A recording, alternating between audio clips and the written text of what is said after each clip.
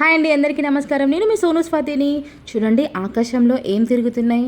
అవి ఏంటా అనుకుంటున్నారా? అవి ఏలియన్స్ అండి బాబు.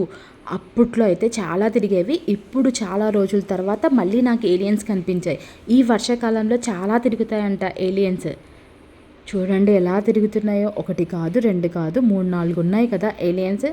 నిజమని నమ్మేశారా? అబ్బో, పప్పులో కాలేశారండి బాబు.